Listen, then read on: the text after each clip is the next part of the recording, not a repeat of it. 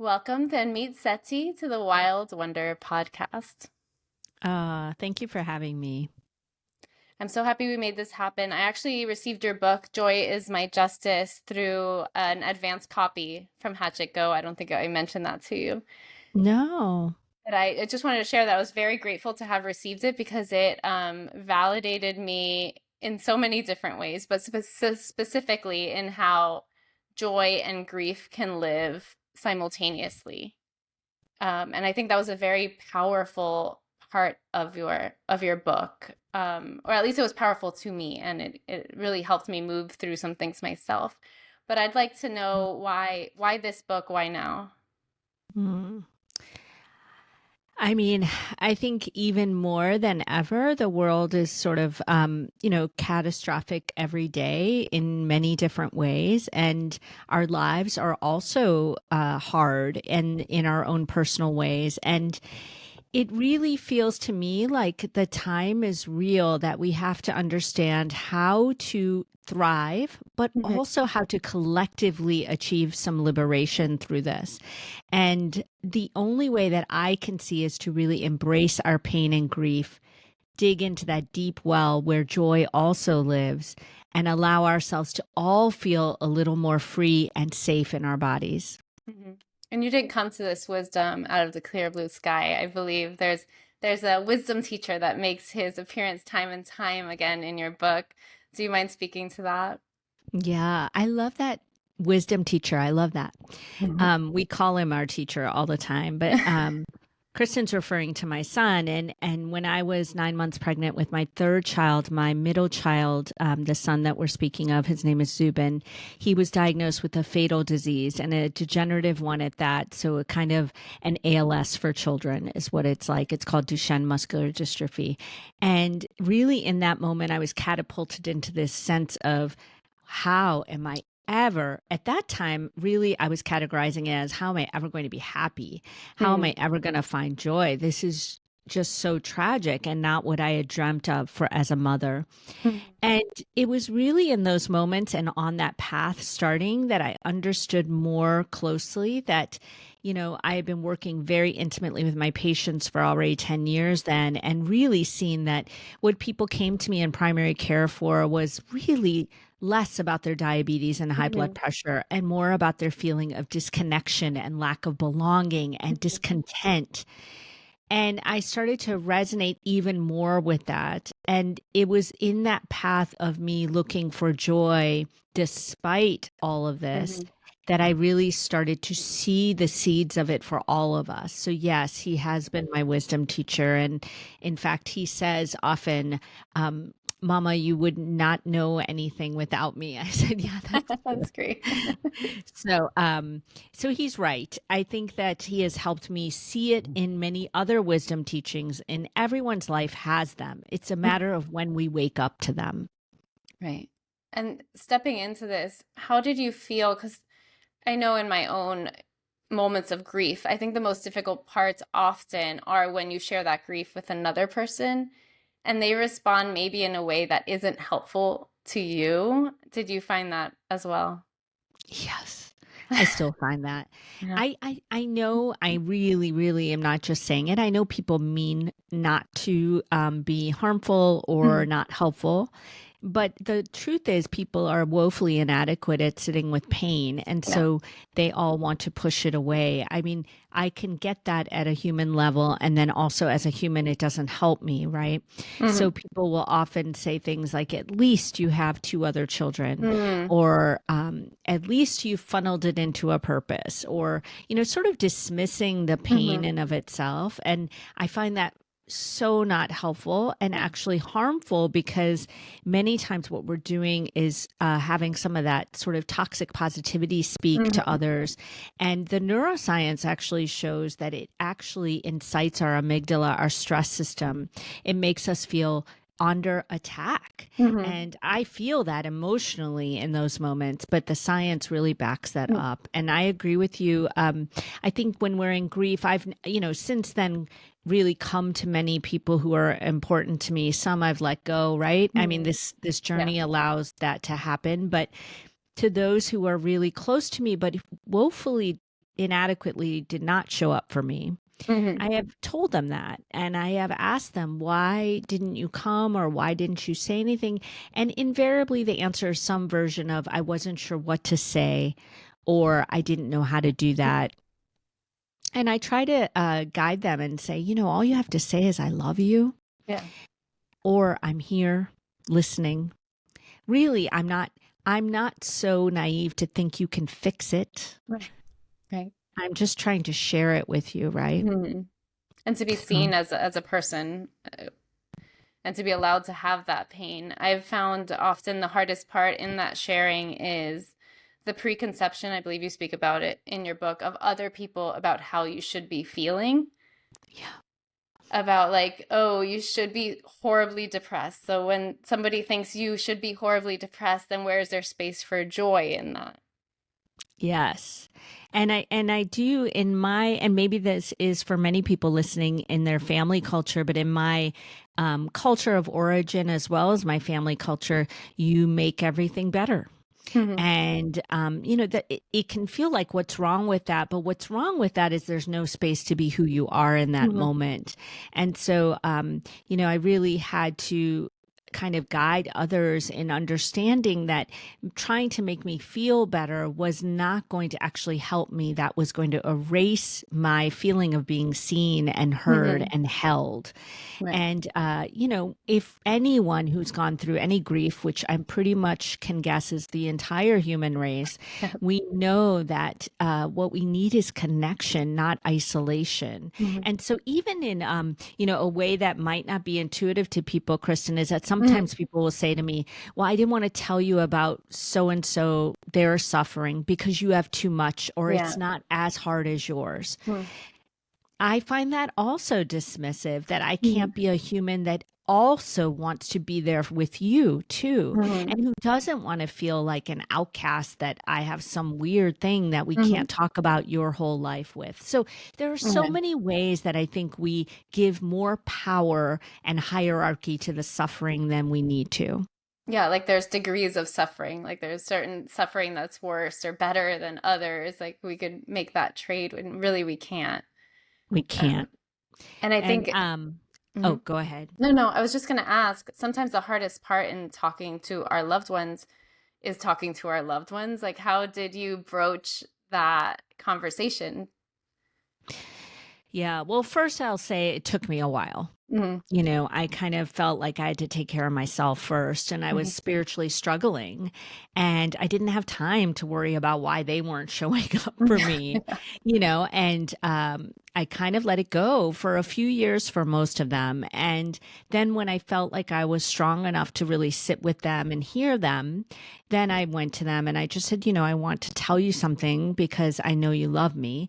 I've learned from my mentor. I mentioned her in the book, actually, Hmm. Debbie, who literally I feel like has saved my life. But she's really clear with me on this is not something she made up. It is Hmm. pretty universal. But these three laws of communication, where when you want to speak about something that is really important, it must be true. Hmm. You must be honest, and it must be necessary to say. And so I really follow that. And the last, sorry, I left one out. Honest and Hmm. true are the both the same. That it also must be wrapped in loving kindness. Okay. And so I really try to follow that. I don't always, but I try. And with these people, I did say, I know you love me Hmm. and I know you want to be there in any way you can, but I have to tell you you weren't there. Hmm. And I have to tell you how, and I want to ask you why. Hmm. And they were forthcoming pretty easily, but it wasn't easy, but it was necessary. No, but it sounds like they would be less defensive in your speaking like that. It has them step out of themselves and out of their own ego to be able to listen to what you have to say. Exactly. Exactly. I find these laws, by the way, really important in any partnership. So Hmm. anyone listening, I mean, Yeah. it's important to, instead of saying, why didn't you take out the garbage, to say it in these three ways, or to first decide, is it necessary to Hmm. even say that? Right. And like, Right. maybe I could just go take out the garbage or, whatever. So I do find it really helpful Mhm. because anytime the other person understands that we're coming from a place of not only loving them, Mhm. but wanting to be loved. That's all we want, Yeah. right? And wanting to be seen. Yeah.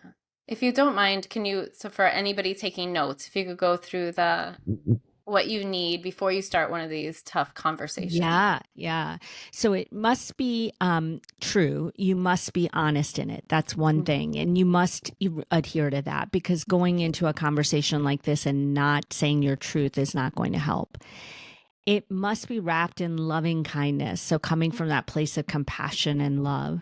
And it must be necessary to say, Mhm. so that kind of helps even take out some of these conversations that just end up in defensive back and forth, because they're really, if you look at it, sometimes it's not necessary to say. It's more that you're angry or upset about many things. And maybe the thing that's necessary to say is not, I don't know why I'm using the garbage, honestly, but That's a good one. maybe the thing is not the garbage can. Maybe the thing is, I do not feel like we're partners in Mhm. our daily life. I mean, Right. so you really get down to the essence of what is necessary here. Mhm. Yeah. And going back, you mentioned your culture or your family of origin. Did that culture, or did you have some kind of spiritual structure when you were hit with this news about your son? Yeah, it's such a good question. I'm from the Sikh faith, and Mhm. so and my family and for generations has been, and it's a strong faith, and I feel very tied to it. I will say I feel more culturally tied to it than scripture wise. Okay. And that is really common in the East. A lot of my faith is very tied to daily ritual and culture. Mm. So, and disentangling that is very difficult. Mm. That being said, when it happened, I actually wanted to fall back on it. I really did. I wanted anything that could be a safety net for me. And honestly, I'm quite envious or admire people who can fall back on their faith. I really find it to be such a structure of strength. But Right. that wasn't for me. It wasn't answering it for me, because no matter what I did, it came back to me feeling like, why would some higher force give me badness, right? And I could not reconcile that. And so I really had to not put away my faith, but put it down and start to look at all faiths and Mhm. see where was the universal truth. And I really did that. I went to Buddhism, Islam, even to, I have some stigma tied up from childhood around Christianity and Mhm. Catholicism and those faiths, only because I was evangelized to, and it was hard for me, but I still went back to them. And when I went to all the mystical foundations of all these faiths, Mhm. I did find some truth, some universal truth that really helped me. Now, this is my truth I found. I really want to preface that, because I think what matters is we all find some truth for Right. ourselves. Mhm. Um, but I did find, no matter what I went to, I found this common thread of uh, your soul's growth and your Mhm. soul's learning, and that maybe, just maybe, I believe in reincarnation in many lives. Maybe in Mhm. this lifetime, my soul was ready to move to a higher level. Mhm. And how can it move other than through facing more suffering?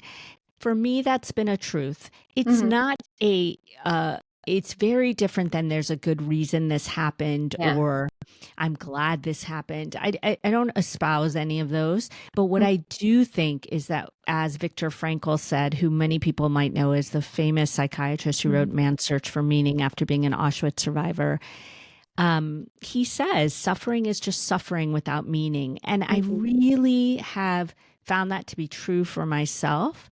And I think the science backs it up. If you look at any study in which humans have really found their way through something, Mhm. they have attached meaning to it in a different part of their brain than the brain in which they found the suffering and the stress and the attack. Okay. And I really feel that to be true for myself. And so it's, I cry almost every day. I'm in a very hard state with my son. It's Mhm. very sad. There's caregiver exhaustion, there's all kinds of chronic grief. At the same time, I really mean this. I also feel immense joy every Mhm. day.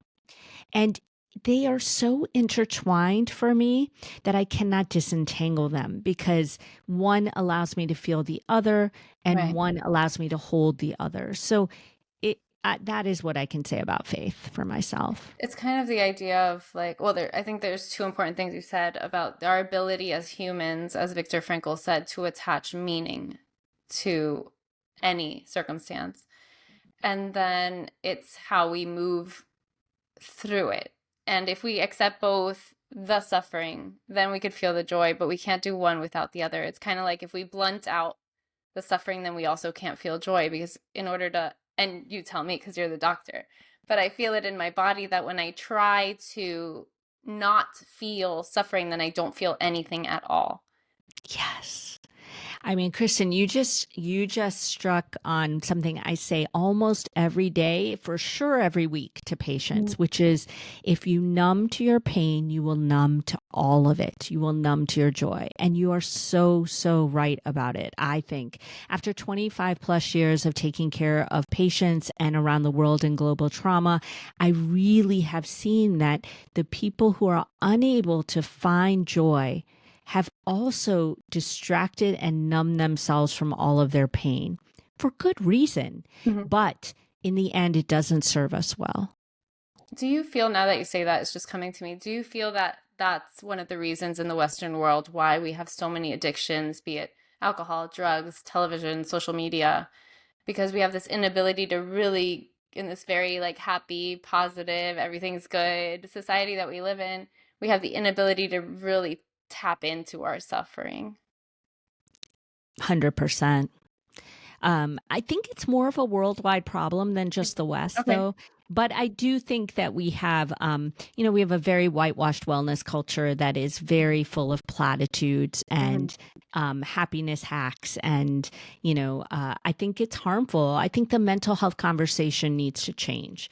I Yeah. think that if people feel that we are unable to get to happiness or hack our way there and Mhm. are not, quote unquote, resilient enough, then we feel not good enough. Right. And how are we supposed to feel better through any mental health challenge if that's what we're feeling from the Mm. external forces?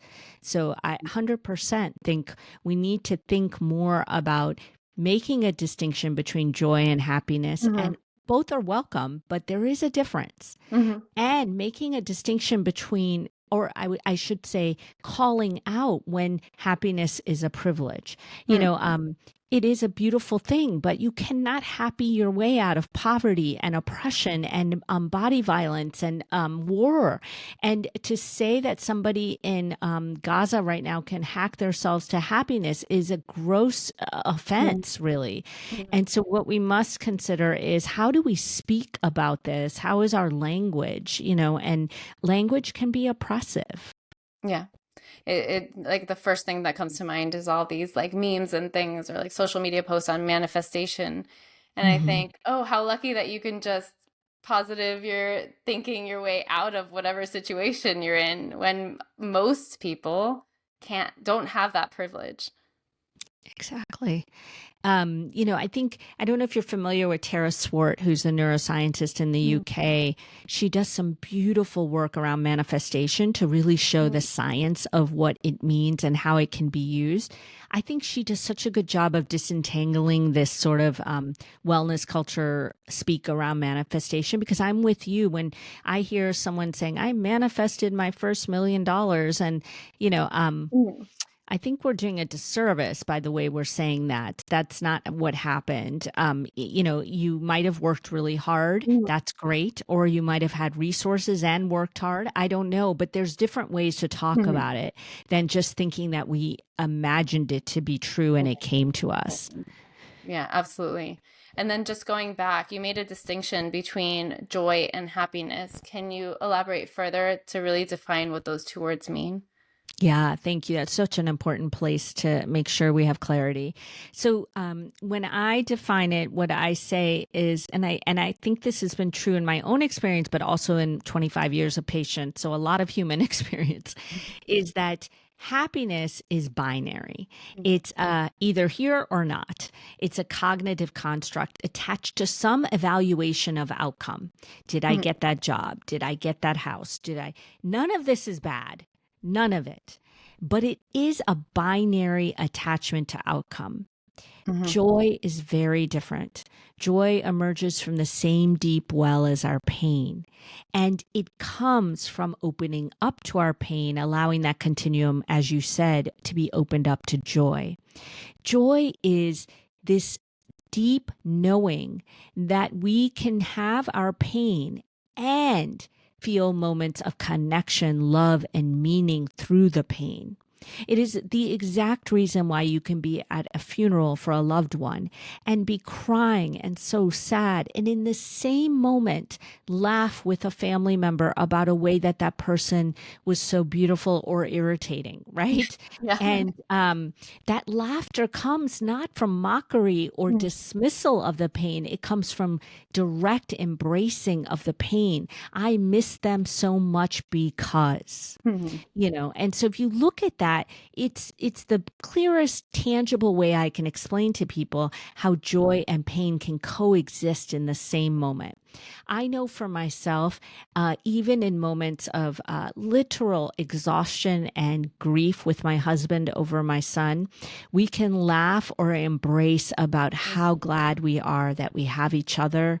We can feel connection around this shared experience that we find it so hard to explain to someone else. And that is a moment of joy for us. It is not a, despite this, we feel love. It is, look at the love that we have brought together in this. And that ability, you mentioned your husband now, but that ability, how has that changed your relationship with your husband since the diagnosis and also your ability to parent all your children? Yeah, those are big questions, good ones. From my husband and myself, we actually remark on this almost daily. We know that statistically, couples who face what we're facing have a very high rate of divorce, apparently second only to financial squabble.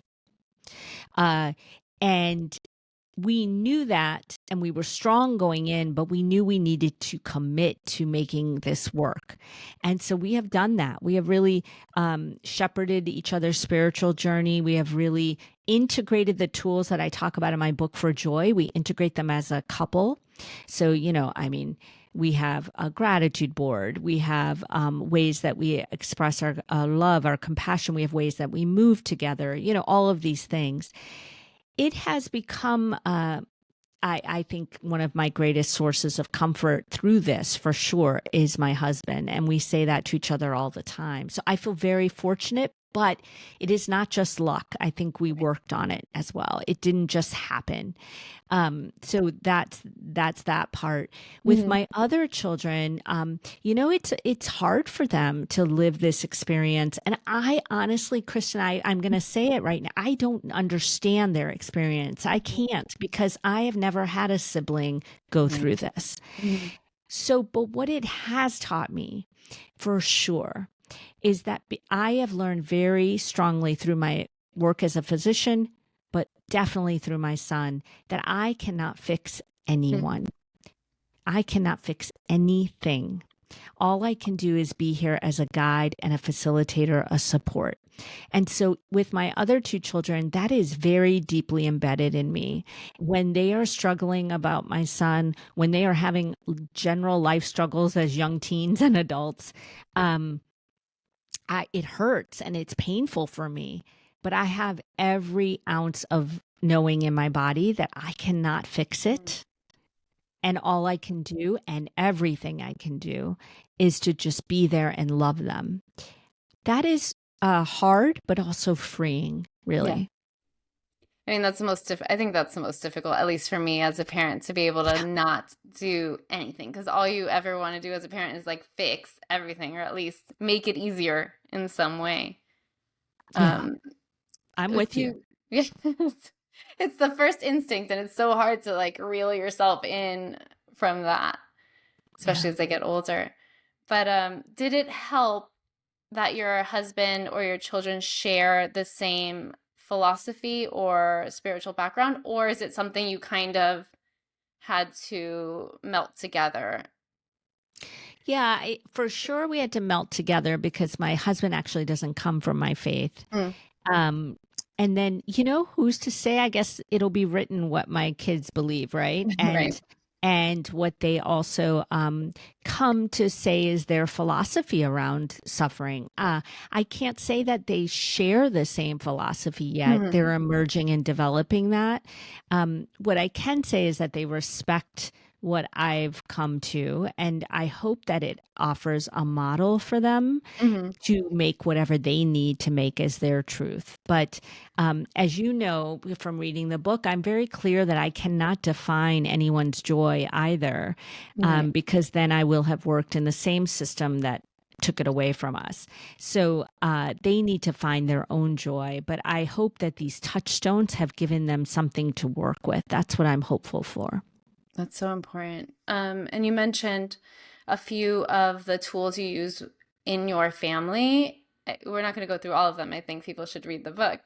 But is there one tool that you really lean on in times of suffering? Yeah. I would say that in as a family, the biggest one is gratitude. Mm. Now, I I will preface people have to read the book, but I believe gratitude has a bad PR agent, and actually gratitude is more about reclaiming power. It is not a contrived platitude. It is used and wielded like that. I agree, Mhm. but I do not think that is where the power lies in it. Mhm. And so we have used gratitude consistently as a family since the kids were really little. We had a gratitude jar in our house that's still standing.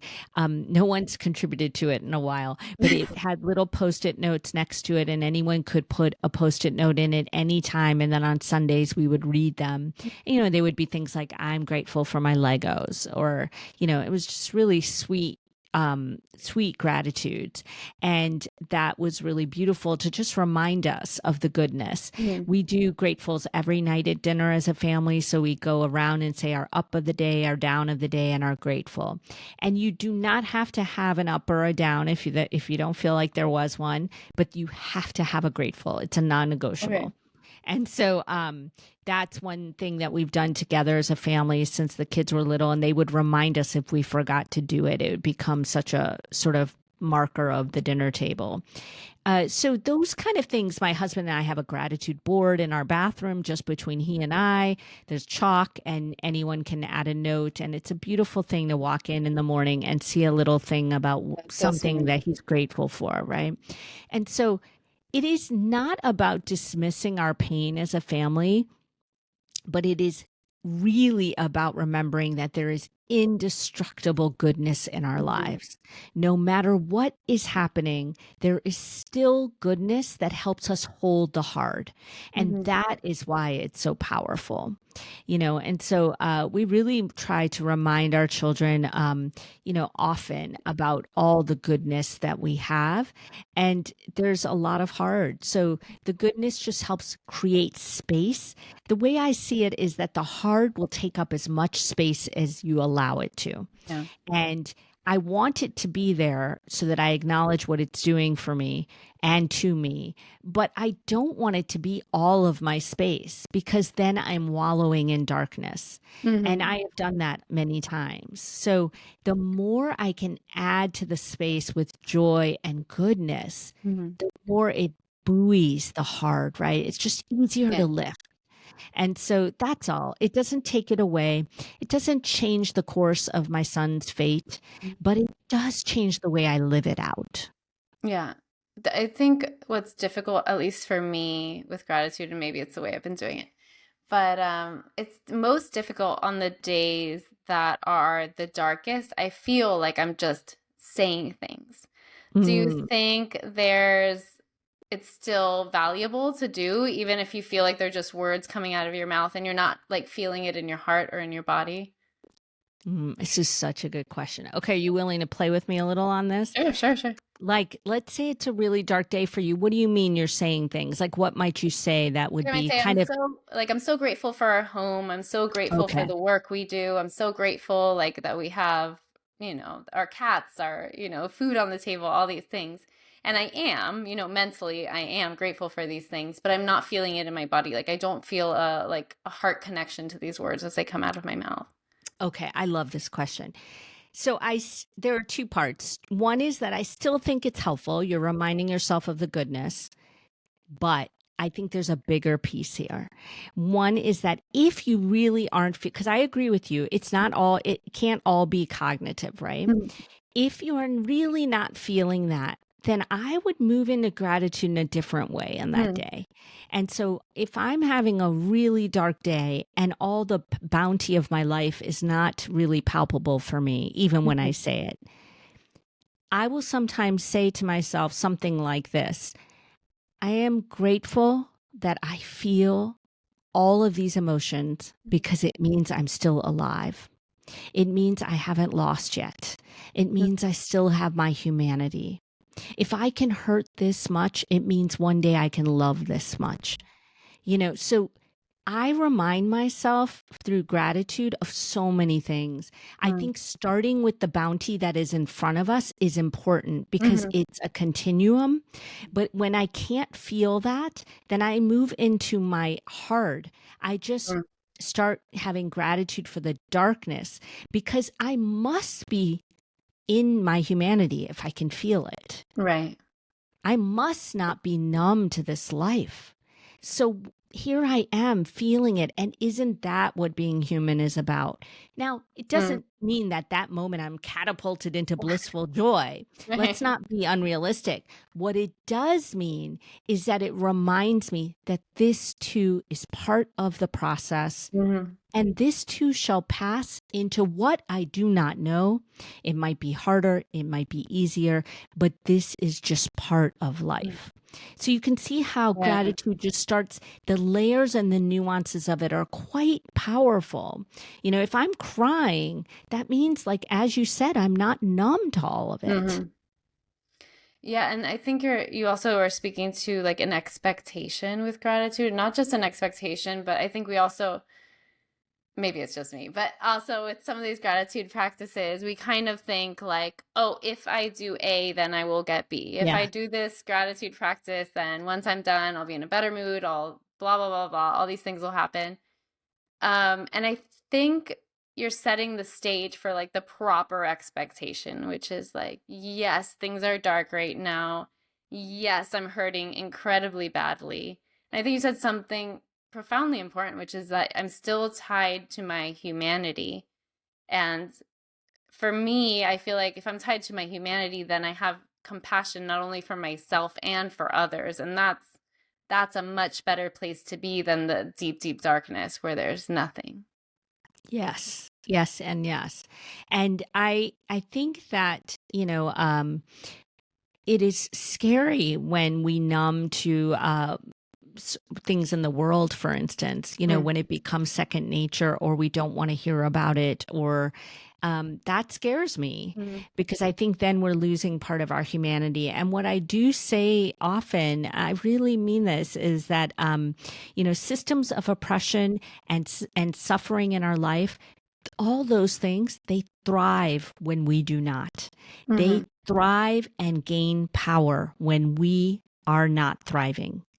And Right. so the more we can understand that if we practice these tools to reclaim joy alongside the pain, we thrive more, and then these systems get less Mm. strong. That is the key here for our collective Mhm. liberation. I know people may feel like that's a leap, but it's not a leap if you start committing to this as a practice. Because what you find then is you feel more connected to the world around you, Mhm. so you care about it more. You feel more connected to the people around you, so you care for them more.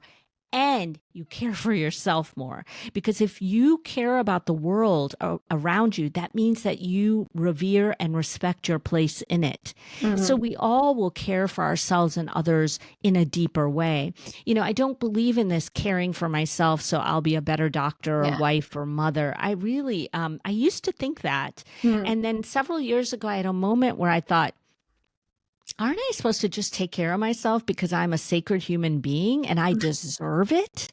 Right. Like, why do I always have to be better at something else? Why can't I just be better at being with myself? And so that's what committing to this kind of practice of being in your joy and your pain at the same time, it allows you to be more human and you care more about everything.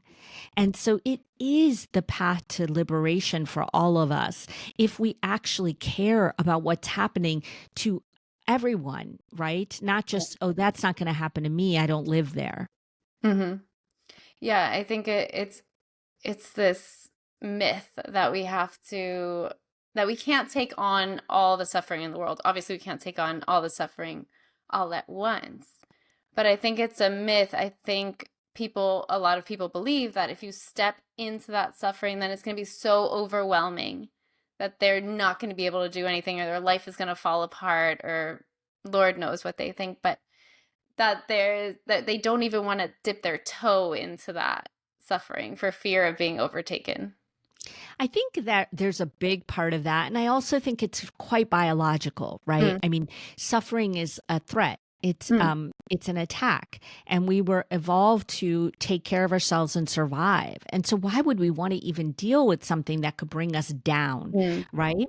And so, I think biologically, we're not primed to be with suffering, and so we have to really learn how to do that and understand how it can help us. At the same time, I think that the part that you were saying is really true is that we think we'll be overwhelmed by it. And I think of it a little bit like when people teach in defense classes to look in a potential attacker or mm. person following you in the eyes. Does that work? I've never been in that situation. But I think about it sometimes when I'm thinking about suffering because I think about how it's so scary to all of us to have deep, dark suffering. But when we actually look at it, it starts to not be as solid. Mhm. It has different buoyant layers to it. There's sadness, fear, regret. It's not so a block of something that we can't get through. Mhm. And so we have to look at it to actually be able to dissolve it a little bit. So I think it's very similar. And I think you're right. I think it's overwhelming for people. Yeah. And then you mentioned your activism. How does your relationship to joy and suffering work in terms of being an activist? Yeah, it's a big deal because I used to think that I couldn't have joy because then I wouldn't be with the people. Mm, I need to be on, suffering for whoever I'm fighting for. Otherwise, I'm not with them. mm, And now I realize that unless I have joy in my life and reclaim joy, yes, not only can I not do the work of activism, but mm, I also am not doing activism in the most profound way, which mm, is cultivating my own justice in my body. And so it's really changed my view of my justice work.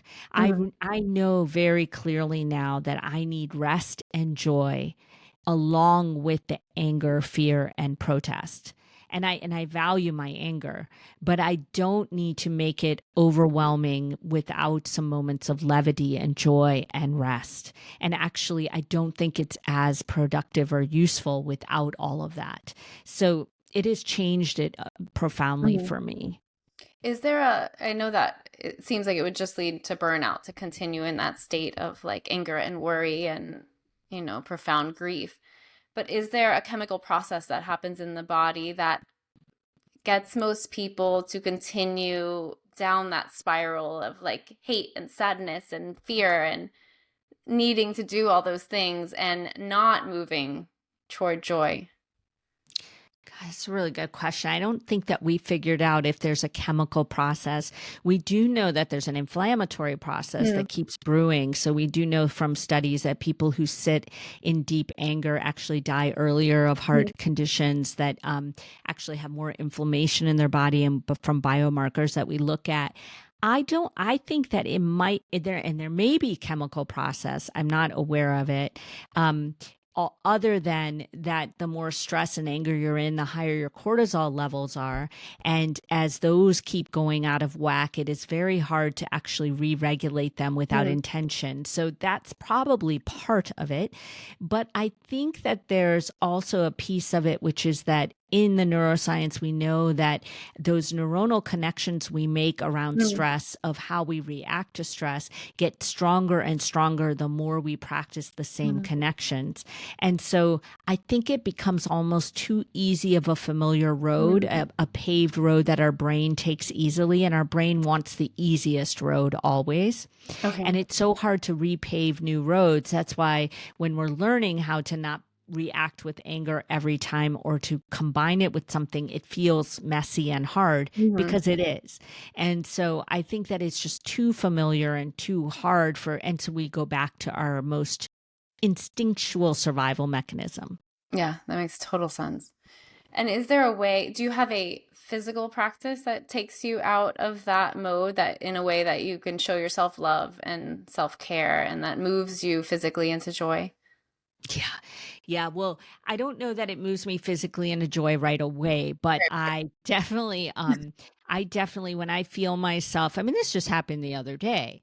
I Hmm. was snippy with my husband and, for no reason, no good Hmm. reason, but I sure wanted to stick to my reason.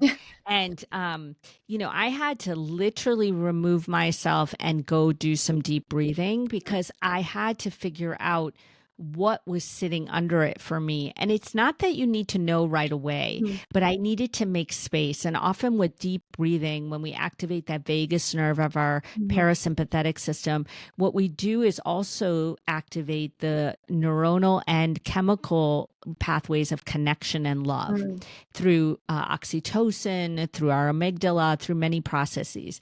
And so I needed to get into a more compassionate place with myself. Mm. I often, if I'm in that kind of state, in this example I'm sharing with, I'm sure my husband will be glad I'm sharing that, but it's true that then I also put my hand on my heart. Mm. Actually, touch is one of the most, I would say, rapid activators of Mm. self compassion. It's been shown in studies, but also if you ever try it, it's hard in that kind of angry, reactive state, for Mm. me at least, and for most humans, to get into a self compassionate state through Yeah. language. Like I just can't say, oh, it's okay, Tanmeet. I just can't Mhm. do that. But if I put my hand on my heart, Mm. often I'll even just say, I feel your suffering, or I see your suffering, or I'm Mm. here. It's just a nurturing way that I might be there for a friend or a loved one. That Mhm. really moves me into more of that tend and befriend state instead of that stress reactive state. Mhm. So breath and touch are really important to me. And if I need to really shift myself out of a dark reactive moment to get clear, Mhm. dance is my number one Oh, thing. cool. That's So amazing. those are my main things that I use in the moment. Yeah, I was reading your bio, and I don't know how you do all these things in a day, including being a mother and a parent. So I imagine, if is there like a very quick thing you can do when you feel like you're being overwhelmed by your grief or your suffering or just in a bad mood? Is there something very quickly? Because I know sometimes we don't have the ability to move into another space and practice deep Yeah. breathing. Yeah. I mean, movement is my best way. And Mm. so even if it's just a couple of minutes, I might turn on a song that I Mm. really, and it might be sad song or it could Mm. be a dance song, but I really start shaking and dancing if I feel like it. But I move because what happens is if the body doesn't move, the mind can't move either. Mm. And so we get stuck in a pattern. And if we move our body in some way, and I'm talking about a moment where I really just need to be where I am and do it, then I do it Mhm. that way. If I can, I step outside and take a short walk, even. Okay. If I can get outside and walk, I can do the same thing. But often, if I just don't have that time or capacity to leave my work or my house, then I'll do movement in place wherever I am. I've heard of walking often. It's getting more and more popular, like the benefits of walking. Could you explain what it does to our psychology and to our physical body to just like step outside and go for a walk? Yeah. Well, we know that, especially if you're walking in anywhere that has any nature around it, so trees, for Mm, instance, trees actually express different phytochemicals that actually, as we breathe in those phytochemicals, we decrease our cortisol, our stress levels. It's actually the basis of the science behind what you may have heard is called forest bathing, which most of mhm, those studies have been done in Japan and Korea. But it's a actually very important practice. And I really make a point. If I'm feeling very, needing to shift out of a moment and I take a walk, I not only take a walk, I take deep breaths by every tree. mm, I mean, deep breaths. And, I sort of imagine them even sort of reaching out mm, to me. I do a lot of that kind of imagery with it. But walking not only does that, we also, I don't know if you're familiar, when we contract our muscles just by mm, walking or movement of any kind, we activate what are called myokines, which are anti inflammatory chemicals that flood into our body from our muscles. It's really amazing if you think about it, right? right. And so these myokines, the scientists actually call them hope molecules because they activate so many positive processes chemically in our body.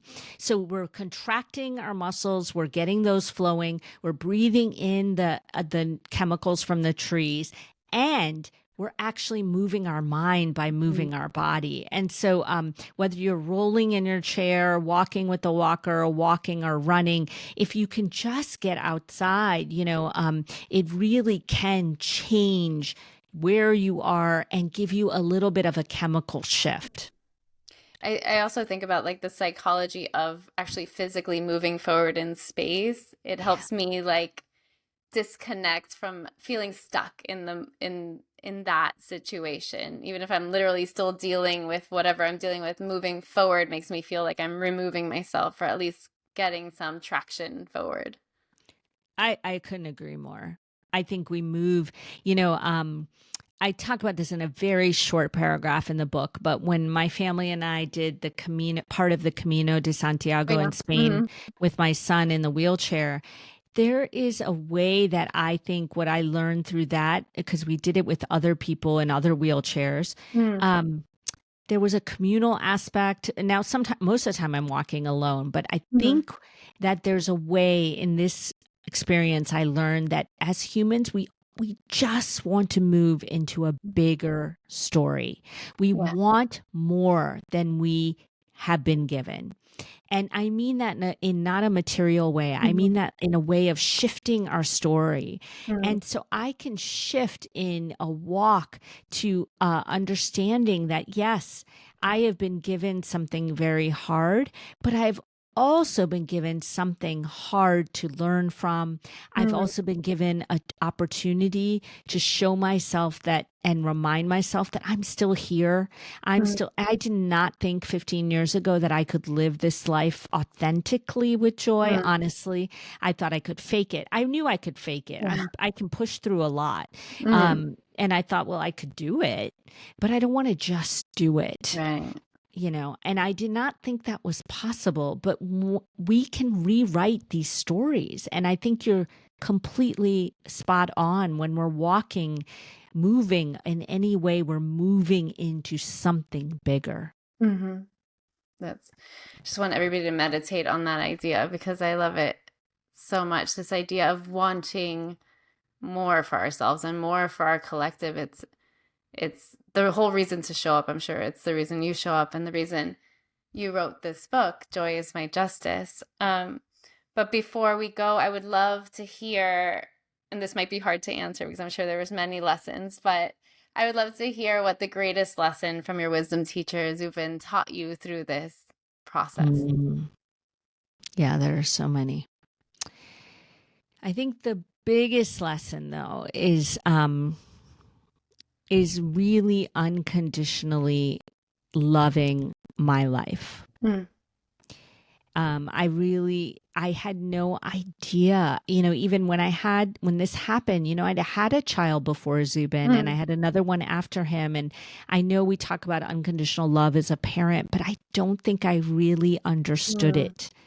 And now I understand that, my task as a human is to love my life even when it feels hard, to Mm, love that I'm here and been given this opportunity. And so I really say this, and I mean it, is that my life is perfect, not despite Zubin's mm, experience, but because of it.